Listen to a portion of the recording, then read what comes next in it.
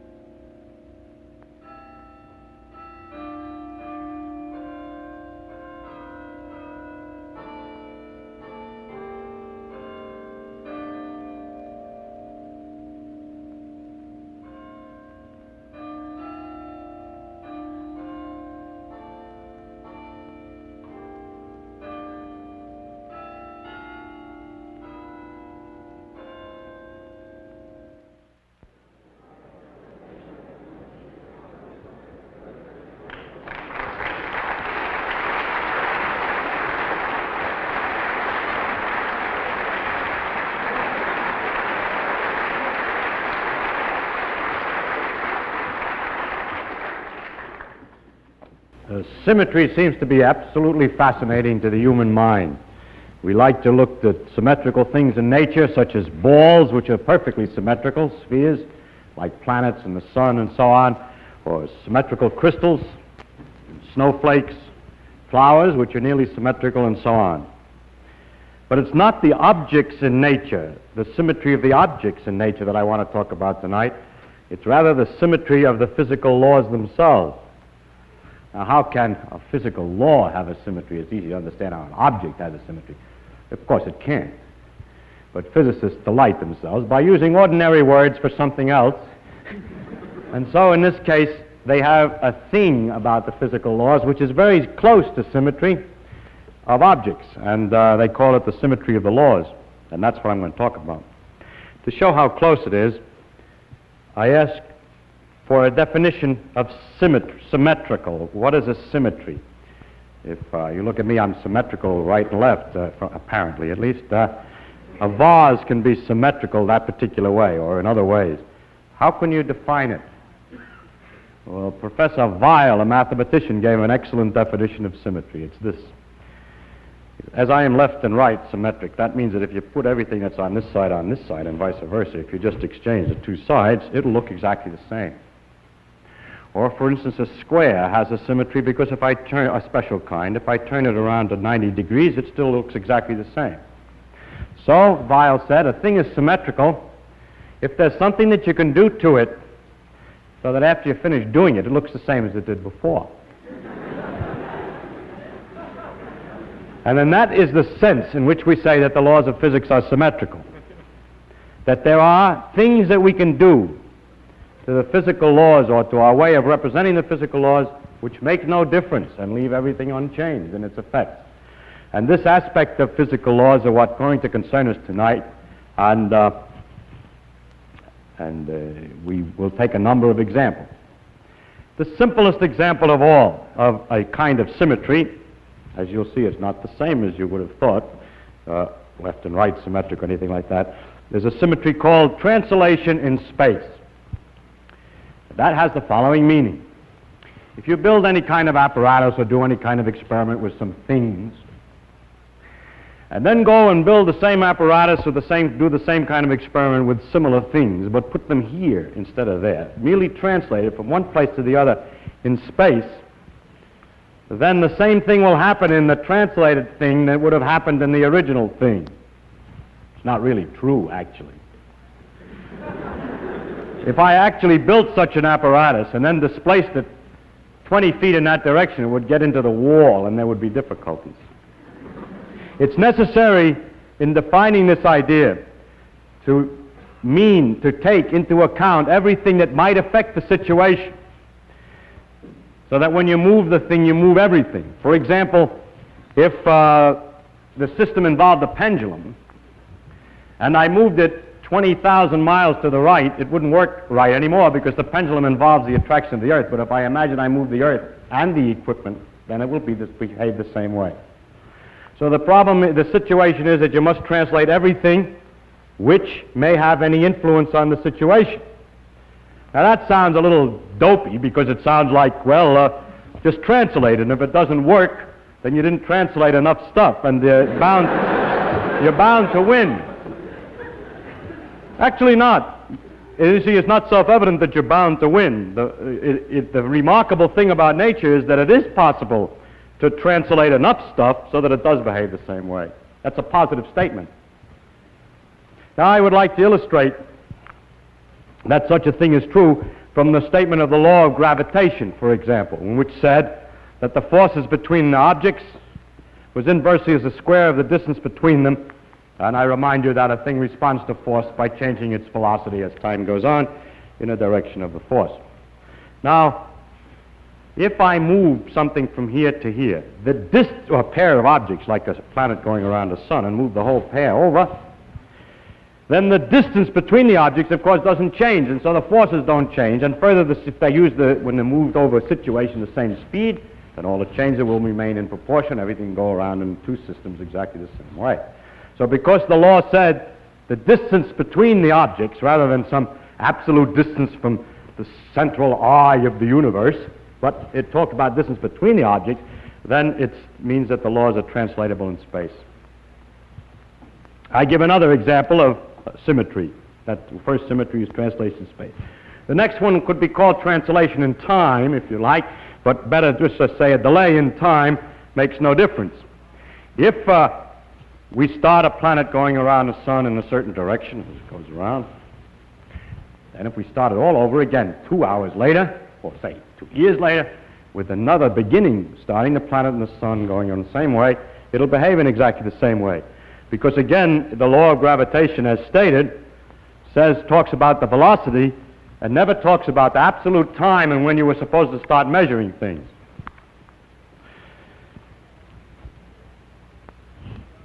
In this particular example, we are really not sure. When we discussed gravitation, we talked about the possibility that the law of the force of the gravity changed with time.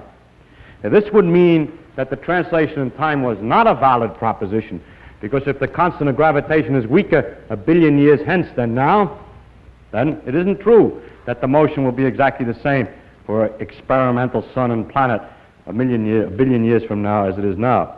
But as far as we know today, all the law, I've discussed only the laws as we know them today. I wish I could discuss the laws as we will know them tomorrow, but I cannot. But as far as we know, a delay in time makes no difference. Actually, we know that isn't really true. That's true for what we now call the physical laws.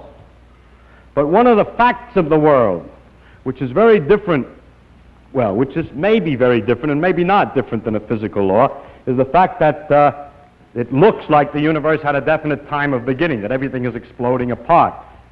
Now that you might call a condition of geography, analogous to the situation that if I say I translate, I don't translate everything I have to move that wall if it's going to make any difference. And in the same sense, you would say, oh, I see, he means the laws are the same. The universe expanded and everything else, but we could have made another analysis in which we start the universe later. But we don't start the universe, and we have no control on the situation, and we have no way to define that idea experimentally. Therefore, as far as the science is concerned, there really is no way to tell. And the fact of the matter is that the conditions of the world are changing in time. As we know, apparently, at least the galaxies are all separating from one another. So if you were to awake in some science fiction story at an unknown time, by measuring the distances, the average distances to the galaxies, you could tell when it was. And that means that the world will not look the same if delayed in time.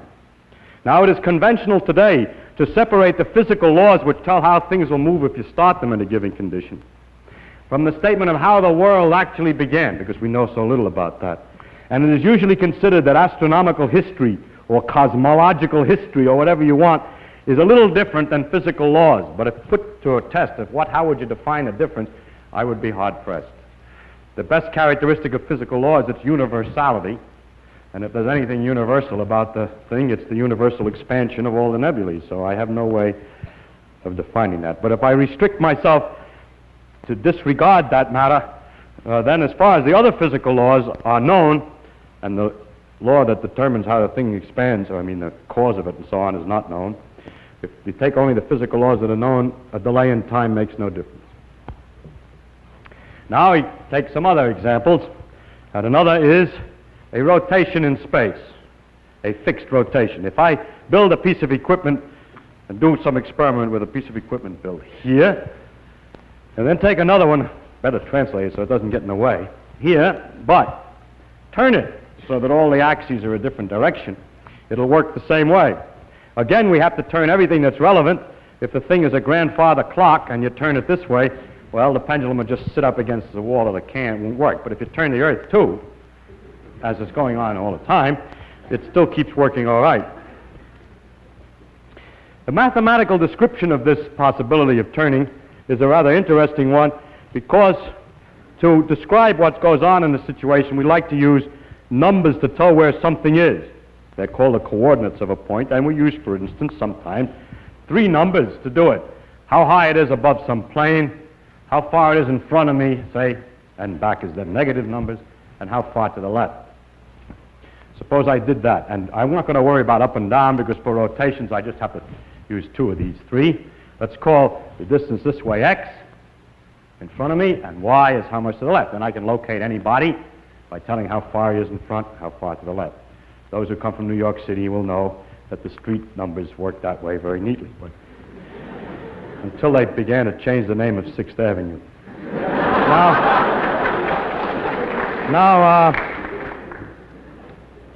The mathematical idea about the turning is this, that if I'm set at a somewhat different angle and make my calculations, then what's directly in front of me, a distance x, is a mixture. Let's say there's a man over here, you, who's standing this way and making his analysis, and me standing this way and making my analysis. When I measure distance x, if I go straight out in x and don't change to the right or to the left, you see that that line is a mixture of some of your xy business and some of the y.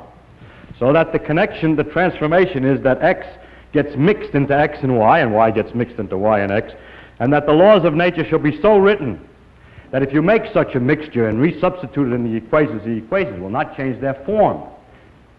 That means, that's the mathematical way in which the symmetry appears. If you write in mathematical form, the symmetry appears this way. You write the equations with certain letters, then there's a way of changing the letters from x and y to a different x, x prime, and a different y, y prime, which is some formula in terms of the old x and y, and the equations look the same, only you have primes all over them. That just means that the man will see the thing behaving in this apparatus the same way as I see it in mine, which is turned the other way. I give another example. This example is very interesting. It's a question of uniform velocity in a straight line. It is believed that the laws of physics are unchanged under the symmetry, under the operation of making a uniform velocity in a straight line. This is called the principle of relativity. If we have, for instance, a spaceship, and we have an equipment in it that's doing something, and we have another equipment down here on the ground, and the spaceship is going along at a uniform speed, then inside the spaceship, somebody watching what's going on can see nothing different than the man that's standing still in his apparatus in there. Of course, he looks outside, or he bumps into an outside wall, or something like that. It doesn't matter. But insofar as he's moving at a uniform velocity in a straight line, the laws of physics look the same to him as it do to me, who is not moving. Since that's the case, I cannot say who's moving. Now, I insist and emphasize here something before we go any further, that in all of these transformations and all of these symmetries, we are not talking about moving the whole universe. Just like the case of the time, I could imagine I moved all the times in the whole universe, but that doesn't make any difference. There'd be no content to the statement that if I took everything in the whole universe and moved it over, it would all behave the same way. The very remarkable thing is that if I take a piece of apparatus and move it over, then if I make sure about a lot of conditions and include enough apparatus, I can get a piece of the world and move it relative to the average of all the rest of the stars, and it still doesn't make any difference. And in this case, it means that someone coasting at a uniform velocity in a straight line relative to the average of the rest of the nebulae sees no effect. It is impossible to determine by experiments inside a car without looking out, by any effects, that you're moving relative to all the stars if you want.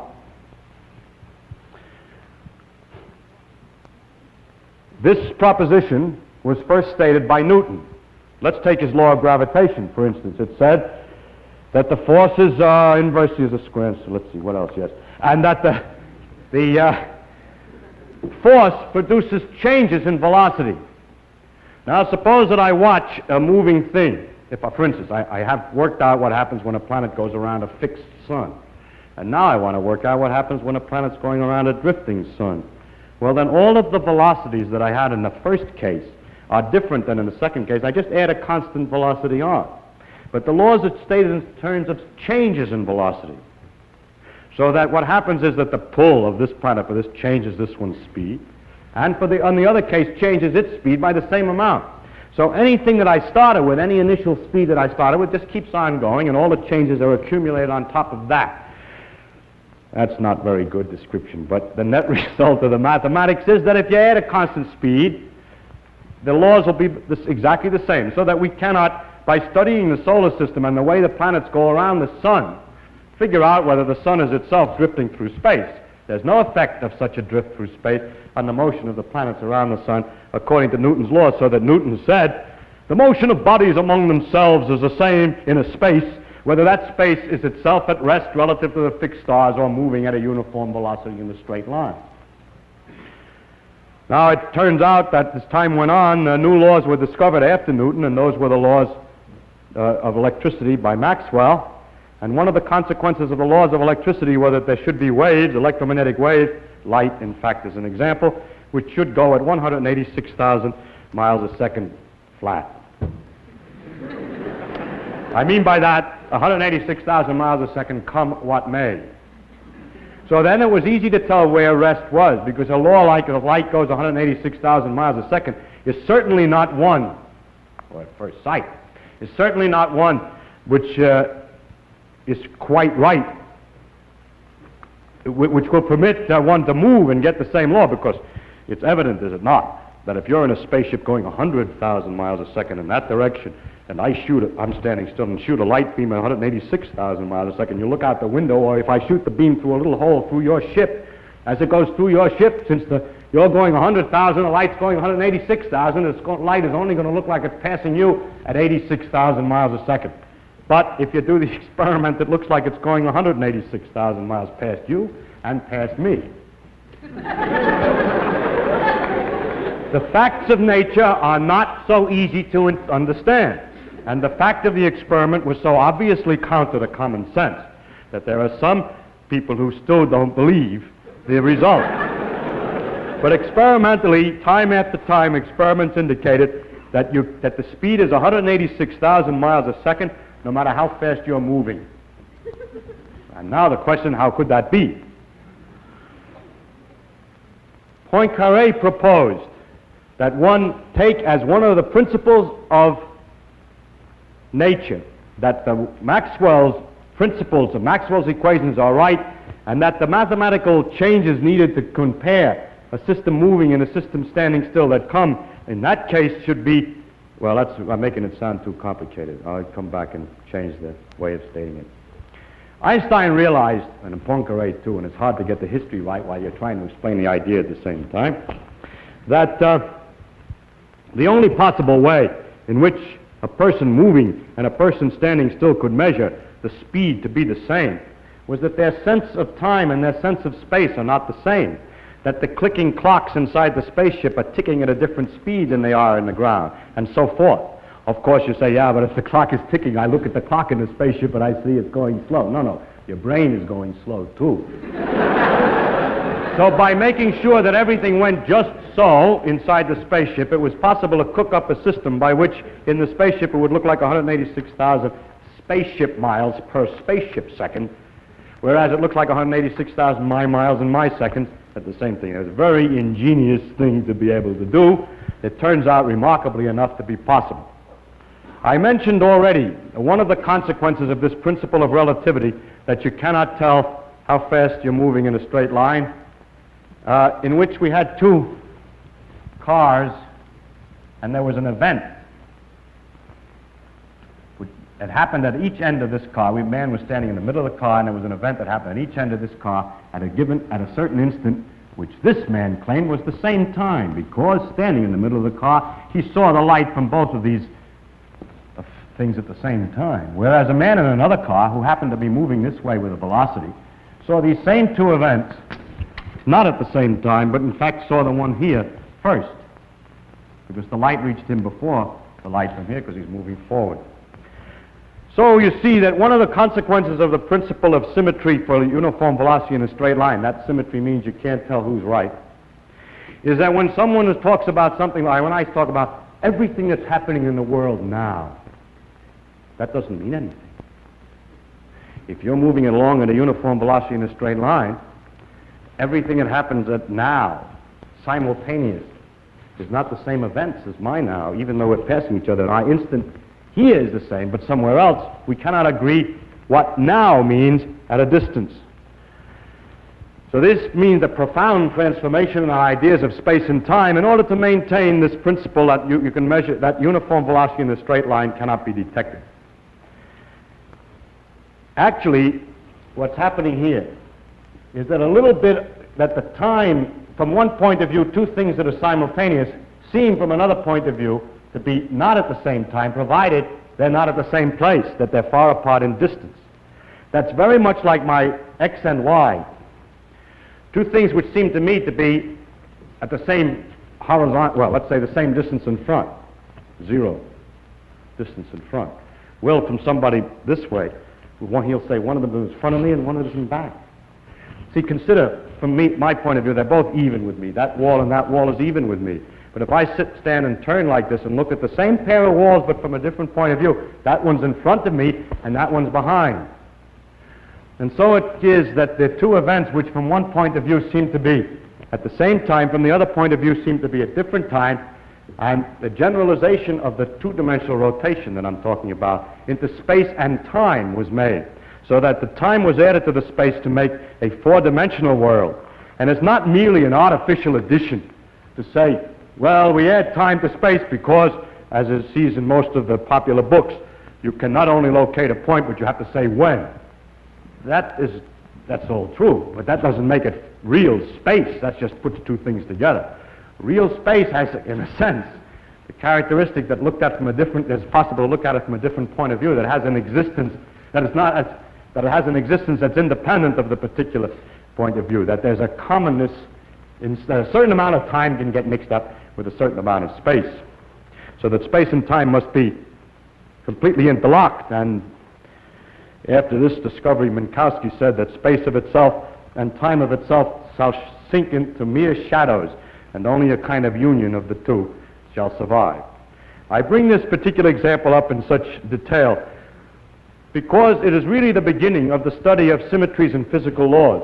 It was Poincaré's suggestion to make this analysis of what you can do to the equations and leave them alone. It was Poincaré's attitude to pay attention to the symmetries of physical laws. The symmetries of translation, space, delay, and time, and so on, were not very deep.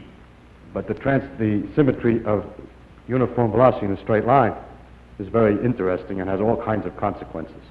Furthermore, by these consequences were extendable into laws that we did not know. By guessing that this principle is true for the disintegration of a mu meson, we don't know why the mu meson disintegrates in the first place.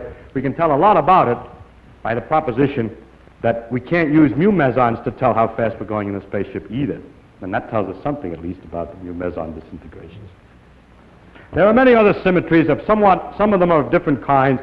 I just mentioned there and others. Another one is that you can replace one atom by another of the same kind, and it makes no difference to any phenomenon. Now, you say, yeah, what do you mean by the same kind? You mean one way, you replace it by the other one, it doesn't make any difference. It looks like physicists are always talking nonsense in a way, isn't it? Because there are many different kinds, and if you replace one by one of a different kind, it makes a difference, but if you replace one by the same kind, it doesn't make any difference, and that just seems like a circular definition. But the meaning of the thing is that there are atoms of the same kind, that it is possible to find classes of atoms, that you can replace one by another of the same kind, and it doesn't make any difference. There are such things. Since the number of atoms in any little tiny piece of material is 1 followed by 23 noughts or so, It's very important that they're the same, that they're not all different kinds. And it's really very interesting that we can classify them into a limited number of a few hundred atoms, so that the statement that we can replace one atom by another of the same kind has a very great amount of content. It has the greatest amount of content in quantum mechanics, and it is impossible for me to explain how, partly, but only partly because this is an audience that is mathematically untrained. It's quite subtle anyhow, but in quantum mechanics, the proposition that you can replace one atom by the same kind has marvelous consequences. It produces peculiar phenomena in liquid helium, the liquid that flows through pipes without any resistance, just coasts on forever. That has all kinds of consequences. In fact, it's the origin of the whole periodic table of the elements and the force that keeps me from going through the floor. But I can't go into that particular thing, but I want to emphasize the importance of looking at these principles. By this time, you're probably convinced that all the laws of physics that are symmetric under any kind of change whatsoever. So I have to give a few ones that don't work. First one, change of scale. It is not true that if you build an apparatus and come over here and build one twice as big, every part made exactly the same kind of stuff, but twice as big, that it will work exactly the same way. You who are familiar with atoms are aware of this fact, because if I made it 10 billion times smaller, I would only have 5 atoms in it. And I can't make a machine tool, which this thing is with screw threads and so on, out of 5 atoms. So it's perfectly obvious if we go far enough that we can't change the scale. But even before the complete awareness of the atomic picture was developed, it became apparent that this law isn't right. You've probably seen in the newspapers from time to time somebody who's made a cathedral with matchsticks. Several floors and beautifully delicate and everything, just more Gothic than any Gothic cathedral has ever been. More delicate. Why don't we build big ones like that with great logs, with the same degree of ginger cake, the same enormous degree of detail? And the answer is, if we did, it would be so high and so heavy it would collapse. You say, yeah, but you forgot when you're comparing two things, you must change everything that's in the system. The little cathedral made with matchsticks is attracted to the earth. So to make the comparison, I should make the big cathedral attracted to an even bigger earth. Too bad. A bigger earth would attract it even more, and the sticks would break even more surely. This fact that the laws of physics were unchanged under scale was first discovered by Galileo. He argued in discussing the strength of rods and bones. He argued that if you need a bone for a bigger animal, say an animal is twice as high, wide, and thick, you need 8 times the weight. So you need a bone that can hold the strength 8 times. But what a bone can hold depends on its cross-section. And if you made the bone twice as big, it would only have 4 times the cross-section and would only be able to support 4 times the weight. And in Galileo's book called The Two New Sciences, you'll see pictures of imaginary bones of enormous dogs way out of proportion. Galileo felt that the discovery, I suppose he felt, I don't know, but the discovery of the fact that the laws of nature are not unchanged on the change of scale was as important as his laws of motion, because they're both put together in a tome called On Two New Sciences. Now I go on to another example of something that is not a symmetry law, and that is, it is not true that if you're spinning at a uniform angular speed in a spaceship, you can't tell that you're going around. You can't. Everything gets thrown to the walls. I was going to say you get dizzy, but that soon passes. There are a lot of effects, however. Things do get thrown to the walls from the centrifugal force, or however you wish to describe it. I hope that there's no teachers of freshman physics here to correct me. But it is possible to tell that the Earth is rotating by a pendulum or by a gyroscope. And you're probably aware in various observatories and museums and so on have these so-called pendulums that proves the Earth is rotating without looking at the stars.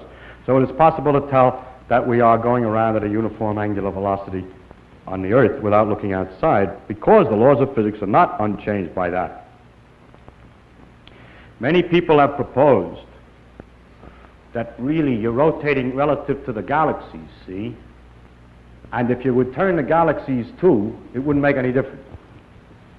Well, I don't know what would happen if we would turn the whole universe, and we have at the moment no way to tell, nor at the moment do we have a theory which describes the influence of a galaxy on things here, so that it comes out of this theory in a straightforward way, and not by cheating or forcing or anything like that, in a straightforward way, that the inertia for rotation, that the effects of rotation, the fact that a spinning bucket of water has a shape in the surface like this, that this is the result of a force from the objects around. That's not known to be the case.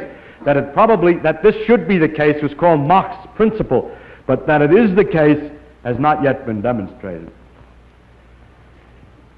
But the real question is, the more direct experimental question is that if we're rotating at a uniform velocity relative to the nebulae, do we see an effect? The answer is yes. If we're moving in a spaceship at a uniform velocity in a straight line relative to the nebulae, do we see an effect? The answer is no. Two different things. So don't say all motion is relative. That's not the content of relativity. Relativity says that uniform velocity in a straight line is undetectable, relative to the nebulae is undetectable. Now the next symmetry law that I would like to discuss is an interesting one because it has an interesting history, and that's the question of reflection in space. If I build a piece of apparatus, let's say a clock, and then I come over here and I build another clock exactly the same way, but like this one looks in a mirror. I don't mean I look at this one in a mirror only. I mean I build another clock which is built to be a Chinese copy of what the other one looks like in a mirror. In other words, I have the number 2 painted neatly on the dial here, then I paint the number 2 on the other way around over here. So I got an opportunity to make a drawing. 2 on one clock, 2 on the other clock. Each spring which is wound one way in one clock is wound in the corresponding opposite way in the other clock. They match each other like two gloves, right and left. Now we wind up the 2 clocks, we set them in corresponding positions. I was going to say the same, but we set them to the mirrored positions, and we let them tick. Question, will they always agree with each other? Will all the machinery of the clock go in the mirror image of the other one? And I don't know what you would guess about that. You probably guess it's true, and most people did guess it was true. Of course, we're not talking about geography. We can distinguish right and left by geography. We can say that if we stand in Florida and look at New York, the ocean is on the right, and that distinguishes right and left. And if the clock involved the water of the sea and the New York and so on, then it wouldn't work if you built it the other way because its tickler wouldn't get in the water. But what we have to imagine, of course, is that the geography of the Earth is turned around too on the other clock. Anything that's involved must be turned around. Nor are we interested in history. For example, if you pick up a screw in a machine shop, the chances are it's right-hand thread. And you might argue the other clock isn't going to be the same as this one because it's harder to get the screws. But that's just a question of what kind of things we make. So that altogether, the first guess is that it doesn't make any difference. And it turns out that the laws of gravitation are such that it wouldn't make any difference if it worked by gravity. The laws of electricity and magnetism are such that if in addition it had electric and magnetic guts, currents and wires and whatnot, it would still go, the corresponding clock would run the same. And if the clock involved nuclear reactions, ordinary nuclear reactions, to make it run, it wouldn't make any difference either. But it does make a little bit of difference. I'll come to what makes a difference in a minute, but the first possibility that might suggest itself to you, if you know anything much, you may have heard that it's possible to measure the concentration of sugar in water by putting polarized light through the water. If you put a piece of Polaroid that lets light through in a certain axis through the water, then you'll find in order to, when you watch the light as it goes through deeper and deeper sugar water, you have to turn the Polaroid of another piece of Polaroid at the other end of the water more and more to the right as the stuff goes through. Maybe it's to the left, I can't remember, but let's say to the right, as you go through deeper, deeper solution. And if you make the light go the other way through the solution, it's still to the right.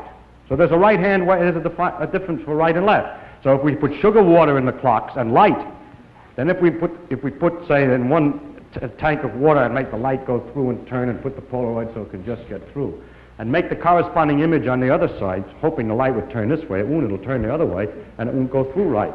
So by using sugar water, our two clocks can be made different.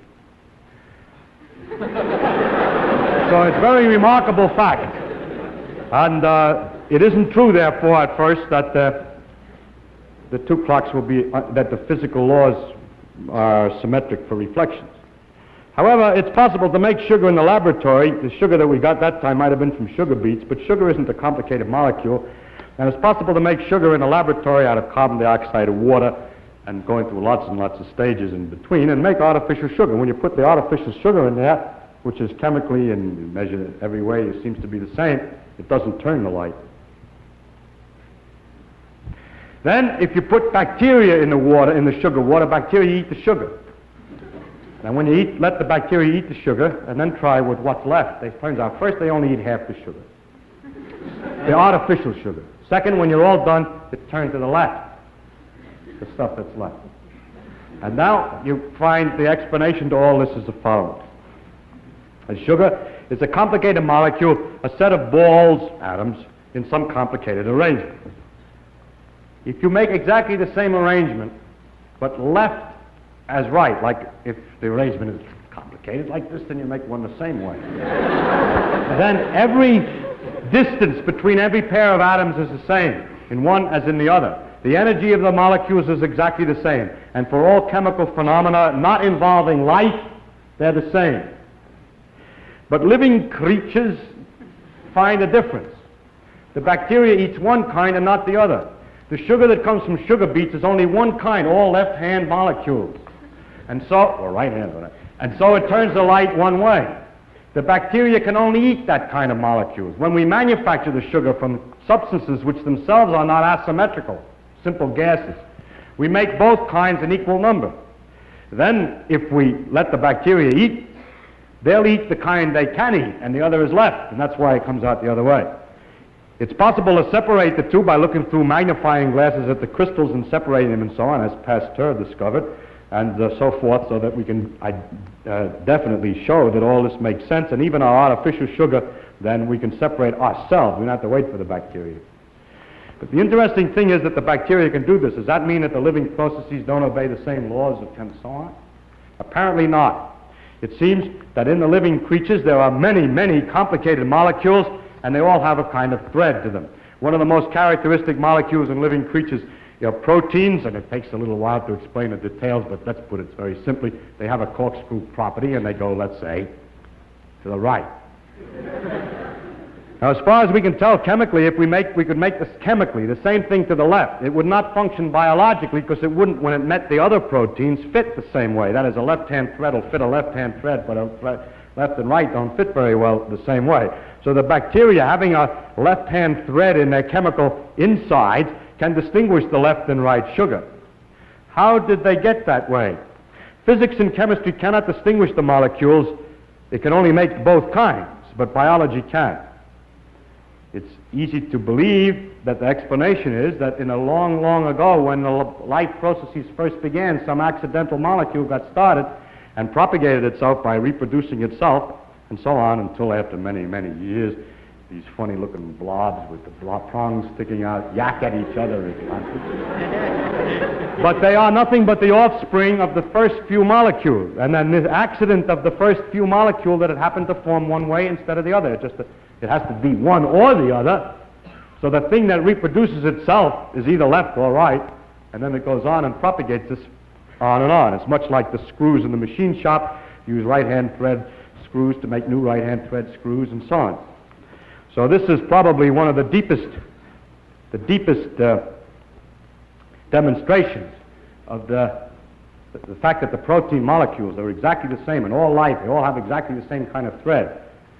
It's probably one of the deepest demonstrations of the uniformity of the ancestry of life, the common ancestry of all life, and from back, in fact, to the completely molecular level. Now, in order to test better this question about whether the laws of physics are the same right and left, we can put the problem to ourselves this way. Suppose that we were in telephone conversation with a Martian or an Arcturian or something. We don't know where he is, and we would like to describe things to him. We want to tell him about things. You say, well, how is he going to understand the words? Well, that's been studied very much by Professor Morrison here. And he has pointed out that one way would be to start out and say, tick, tick, 2, tick, tick, tick, 3, and so on. And pretty soon the guy would catch on to the numbers. And then as you understand your number system, then you can write lots of numbers, and you could, for example, write a whole sequence of numbers that represents the weights, the proportional weights of the different atoms in succession. And then say hydrogen, 1.00, deuterium, and so on, and he would, after he sat down with all those numbers and piddled around a while, would discover that the mathematical ratios were the same as the ratios of the weights of the elements, and therefore those names must refer to elements, and so gradually you could, in talking to him, have a common language. In many ways, common. There are many. Now comes the problem. Suppose that he says, you fellows, after we get familiar with him, he says, you're very nice. Now I'd like to know what you look like. And you start out, well, we're about 6 feet tall. He says, 6 feet, how big is a foot? It's very easy, you say. A foot, 6 feet tall, is 170,000 million hydrogen atoms high. Well, it's not a joke. It's a possible way of describing 6 feet to someone that has no measure, assuming that we cannot send them any samples, nor can we both look at the same object. We have to tell them how big we are, we can do it. That's because the laws of physics are not unchanged under a scale change. So we can use that fact, to use the properties of the scale to determine, you can use that fact to determine the scale. Well, here we describe ourselves after telling us 6 feet tall and we're so-and-so bilateral on the outside and we look like this and there are these prongs sticking out and all this. And he said, that's very interesting. What do you look like on the inside? So we describe a heart and so on, and we say, now put the heart in on the left side. Now the question is, how can we tell him which side is the left side?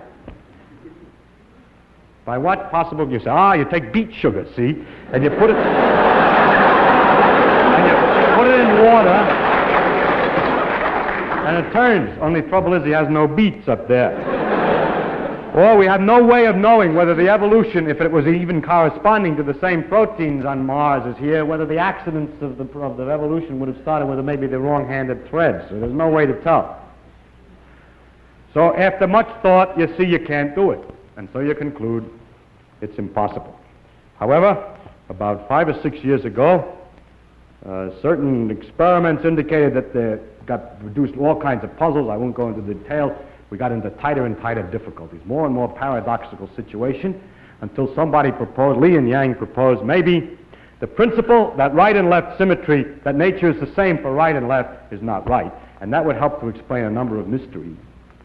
And Li and Yang proposed some more direct experiments to demonstrate this, and I'll just mention the most direct of all the experiments, the easiest way to tell. There was an experiment done, well, there were several first experiments which were quite clear, but the one that's easiest to explain is this.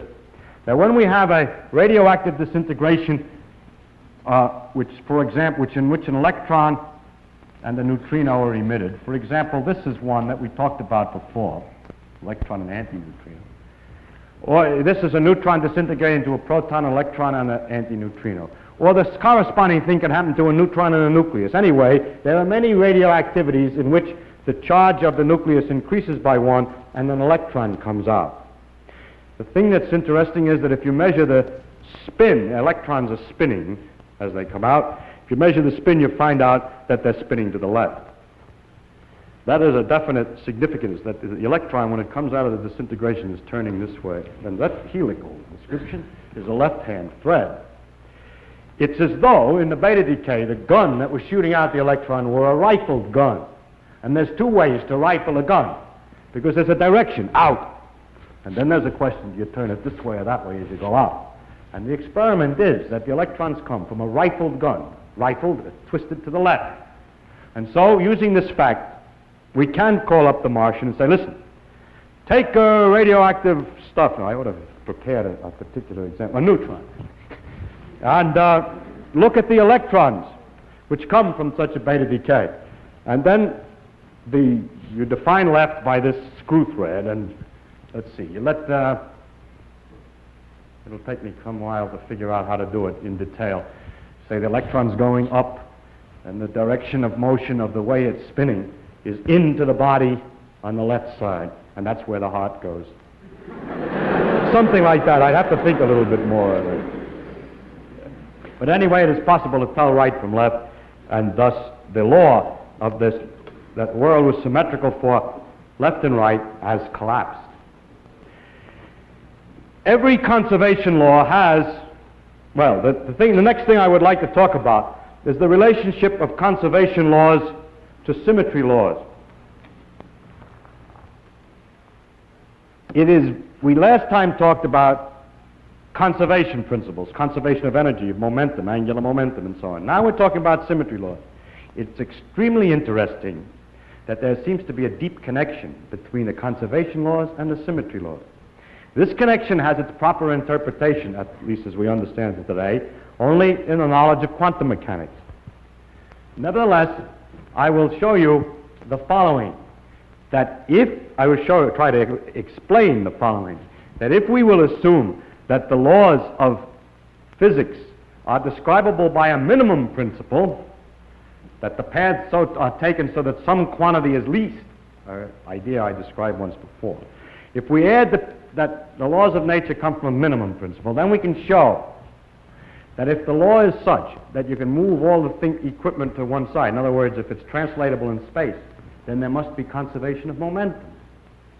That there's a deep connection between the symmetry principles and the conservation laws, but that connection requires that the minimum principle be assumed. You remember at one time we discussed one way of describing physical laws by saying that a particle goes from one place to another in a given length of time by trying different paths, and the actual path taken has this property, that there's a certain quantity which unfortunately happens to be called the action, which is not to be taken to signify anything because it's got nothing to do with action. Anyway, there's a certain quantity called the action which you calculate on this path. And if you will calculate it for any other path, the answer is bigger. It's least for the real path. And that one way of describing the laws of nature is to say that the action, a certain mathematical quantity, is least for the actual path than for any other path. Now, another way of saying the thing is least is to say this, that if you move the path a little bit, at first it doesn't make any difference. Suppose you were walking around in a wood, on mountains, on hills, but smooth hills, please. Smooth. The mathematical things that were involved here correspond to smooth hills. We're walking around on hills and valleys, and we come to a place where we're lowest. Then I say, if you take a small step forward, you won't change your height. When you're at the lowest, or at the highest point, a step doesn't make any difference in the altitude in first approximation. Whereas if you're on a slope, you can walk down the slope with a step. And then if you take the step in the opposite direction, you walk up. And that's the key to the reason why, when you're at the lowest place, taking a step doesn't make much difference, because if it did make any difference, if you took the step in the opposite direction, you'd go down. I mean, if it went up one way, it would go down the other way. But since this is the lowest point and you can't go down, in first approximation, the step doesn't make any difference. So we therefore know that if we move this path a little bit, in first approximation, it doesn't make any difference to the action. Now I want you to consider the following possible other path. First, we jump immediately over to another place here nearby. Then we go along. This sticks out too far to make the diagram clear, so if you permit me to just change the shape of the path. Then we move on exactly the corresponding path to another point here, which is displaced the same amount, of course, because it's the corresponding path to this side. Now we have just discovered that the laws of nature are such that the action, the total amount of action going on this path is the same in first approximation to that path. That's from the minimum principle, when it's the real motion. Now I show you something else, that the action on this path is the same as the action from this little cross to that little cross if the world is the same when you move everything over, because the difference of these two is only that you moved everything over. So if the symmetry principle of translation in space is right, if that's right, then a total action between the crosses is the same as between the dots. But for the true motion, the total action on this cockeyed path here is very closely the same as for the original one. So subtracting equals from equals and so on and so on. Anyway, you could probably see, therefore, that the contribution from this little section and from this little section are equal. But in making this little motion, we're going this way, and making this one, we're going the other way. So if we make the contribution of this taken as the effect of moving that way, and the contribution of this thinking of it as an effect of moving that way, but taking it the other sign because it's the other way, we see that there is a quantity here which has to match the quantity here to cancel out, which is the effect on the action of a little tiny step to the x in the x direction. So there is that quantity, the effect on the action of a small step in the x direction is the same at the beginning as at the end. There is a quantity, therefore, that doesn't change as time goes on, provided minimum principle works and symmetry principle of displacement in space is right. And this quantity, which doesn't change, is in fact exactly the momentum that we discussed last time. A corresponding argument for the displacement in time, the delay in time, comes out as the conservation of energy. The case that if we rotate in space doesn't make any difference, comes out as the conservation of angular momentum, and so on.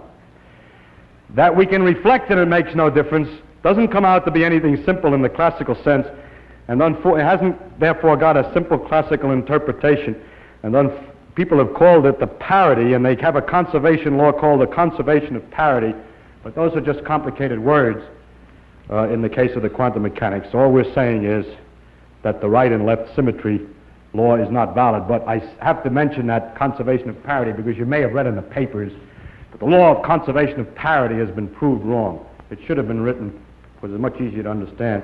The principle that you can't distinguish right and left has been proved wrong.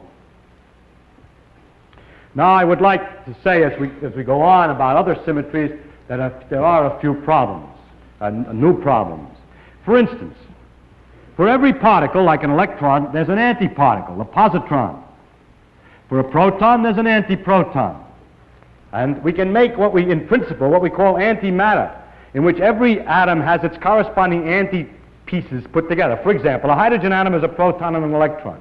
If we take an antiproton, which is electrically negative, and a positron and put them together, they will also make a kind of hydrogen atom, an anti-hydrogen atom in principle. It's never been made, in fact, but this is figured out that we could make this. And so we could make all kinds of antimatter in the same manner. Now the question is whether the matter works the same as the antimatter. And as far as we know, it does. And one of the laws of symmetry is that if we make stuff out of antimatter, it'll behave the same way as we make the corresponding stuff out of matter. Of course, if they come together, they annihilate, there are big sparks and everything else. And it was believed that this is true, that matter and antimatter have the same laws. Now the next question is this. Once it's found that the left and right is wrong, the left and right symmetry is wrong, an important question comes.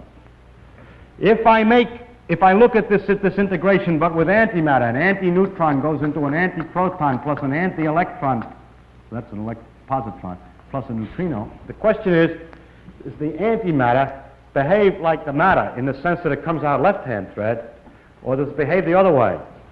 And it turns out, we think up until a few months ago, that it behaves the opposite way, and that the antimatter behaves like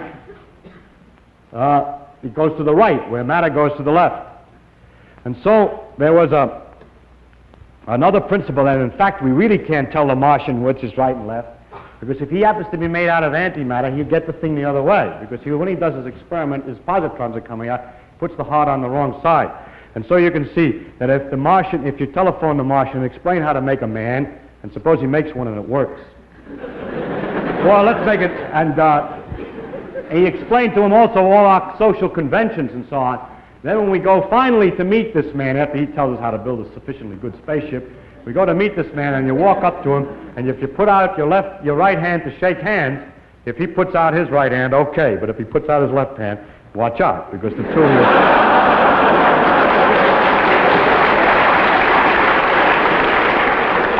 the two of you will annihilate with each other.